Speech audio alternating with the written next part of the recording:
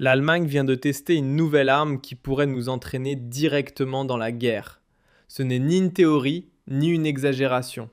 Il s'agit d'un missile hypersonique développé en Allemagne. L'Allemagne vient de tester une nouvelle arme qui pourrait nous entraîner directement dans la guerre. Ce n'est ni une théorie, ni une exagération.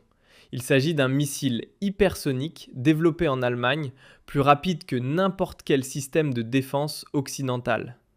Mais le vrai problème n'est pas la technologie. Le problème, c'est de savoir qui exigera l'usage de ce missile et où il frappera au final. Et si cela se produit, on ne parlera plus de l'Ukraine. On parlera de la Pologne, de l'Allemagne et de la guerre en Europe. En effet, une start-up allemande a réussi à tester un missile hypersonique qui atteint une vitesse 6 fois supérieure à celle du son. Pourtant, ce missile a un immense défaut. Et ce défaut n'est pas technique, mais profondément lié à la guerre. La guerre en Ukraine a mis en lumière une chose évidente pour le monde entier.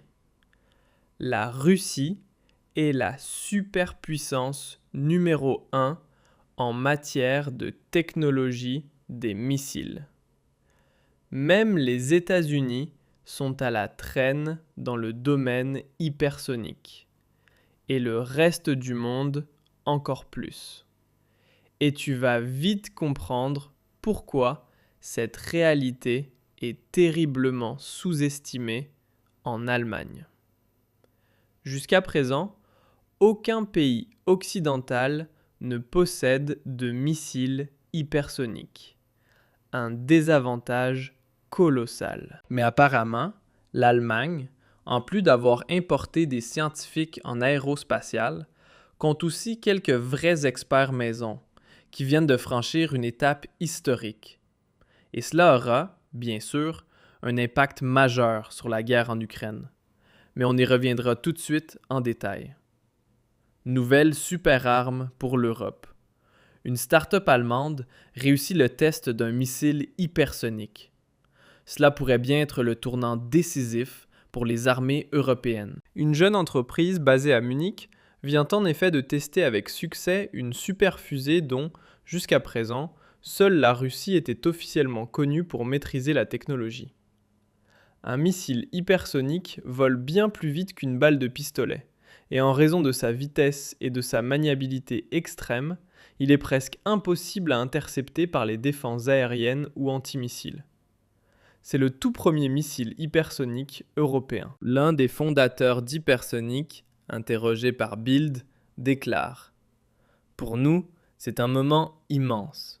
Nous avons prouvé ce qui est possible en seulement 9 mois en Europe, quand la bonne équipe travaille autour d'une grande vision. Nous sommes convaincus que l'Europe a besoin de technologies capables de protéger notre liberté et notre démocratie. Et c'est un grand pas dans cette direction. Et même si je suis totalement contre une guerre avec la Russie, en réalité, je déteste la guerre sous toutes ses formes, je trouve quand même essentiel que l'Allemagne soit capable de se défendre. Se défendre contre de vraies menaces, pas contre des dangers artificiels ou provoqués, comme cette guerre contre la Russie. Il y a là une différence fondamentale. Et cela prouve une chose. Quand l'urgence est réelle, l'Allemagne semble encore capable de se reposer sur ses forces et de développer en un éclair, en 9 mois seulement, un missile hypersonique. Ce que les Américains, eux, échouent à faire depuis des années. Je pense toutefois que notre gouvernement a largement mis la main à la pâte et réduit la bureaucratie à néant, car sinon, un tel projet aurait pris des décennies en Allemagne. Ce qui, à première vue, ressemble à une percée technologique majeure, pourrait en réalité nous entraîner plus rapidement dans la guerre que n'importe quel débat sur les missiles Taurus.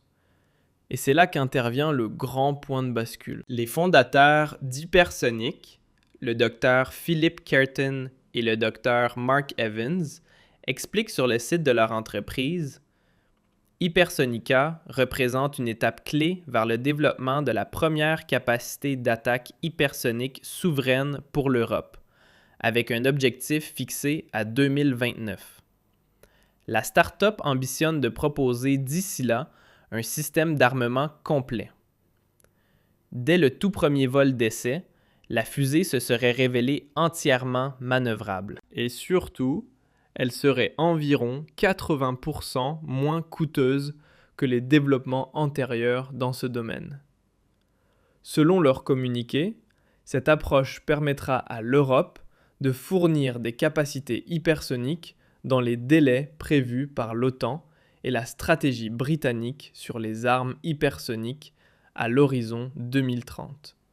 Et cela à une fraction du coût habituel. Et c'est justement là que réside le véritable nœud du problème. Certes, un premier vol d'essai réussi a déjà eu lieu, mais il faudra encore attendre 4 ans avant que le missile n'atteigne sa maturité opérationnelle. Les premiers exemplaires ne devraient être prêts qu'en 2029. Et même à ce moment-là, rien ne garantit combien pourront être produits. 1 par mois ? 10 ? 100 ?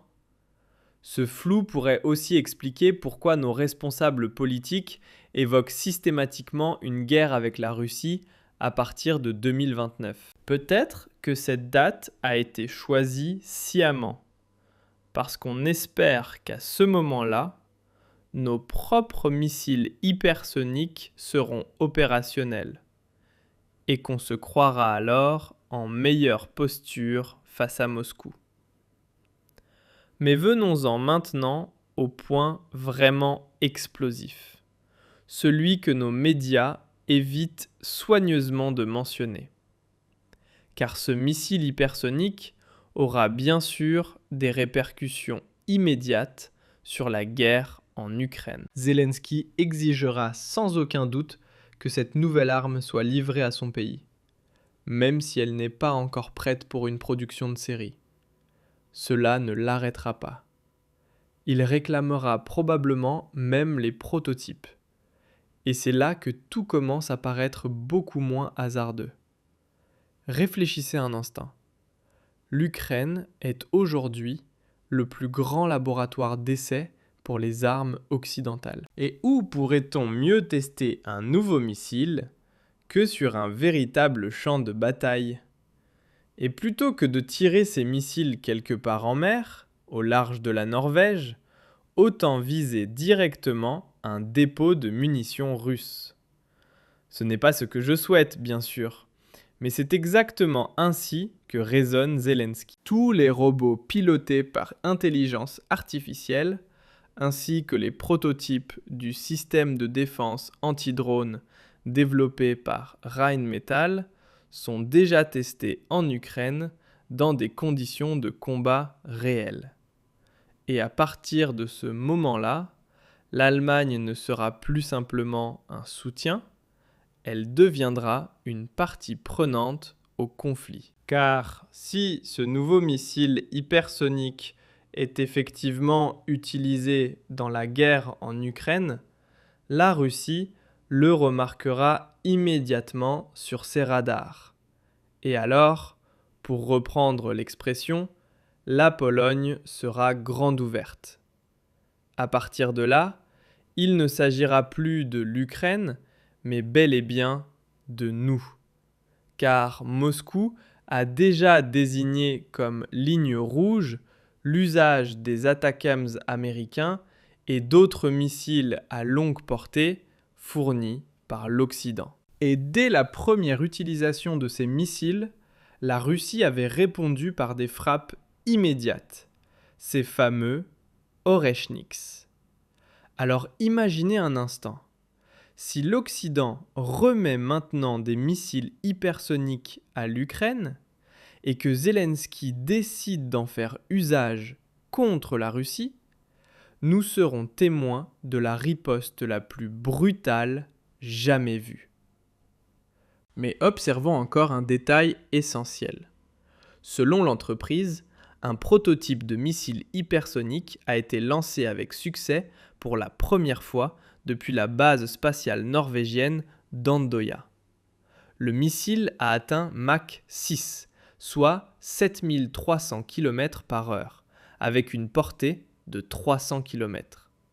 Ce qui signifie que cette arme, comme les missiles ATACMS, ne peut pas atteindre Moscou, et qu'elle a une portée inférieure à celle de nos missiles Taurus.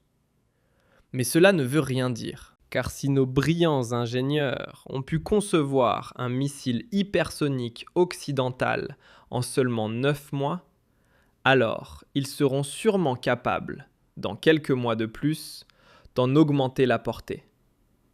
C'est pourquoi j'espère profondément que la guerre en Ukraine prendra fin dans les 2 à 3 mois à venir, afin que nous ne risquions pas de voir Zelensky tirer nos nouveaux missiles sur la Russie, et que nous soyons alors entraînés dans la guerre. Et si tu crois que j'exagère, écoute attentivement les 20 prochaines secondes.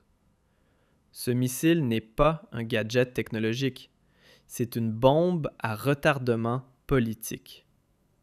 Pendant qu'on nous répète que tout cela ne sert qu'à la défense, dans l'ombre, on fait déjà les calculs. 2029.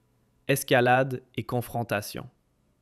L'Ukraine est depuis longtemps un terrain d'expérimentation, et l'Allemagne apportera alors la prochaine étape. Si ce missile hypersonique est un jour tiré, ne serait-ce qu'une seule fois sur la Russie, on ne parlera plus de l'Ukraine, mais bien de la Pologne, de l'Allemagne et de la guerre en Europe.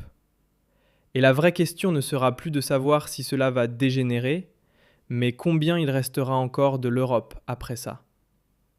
Alors,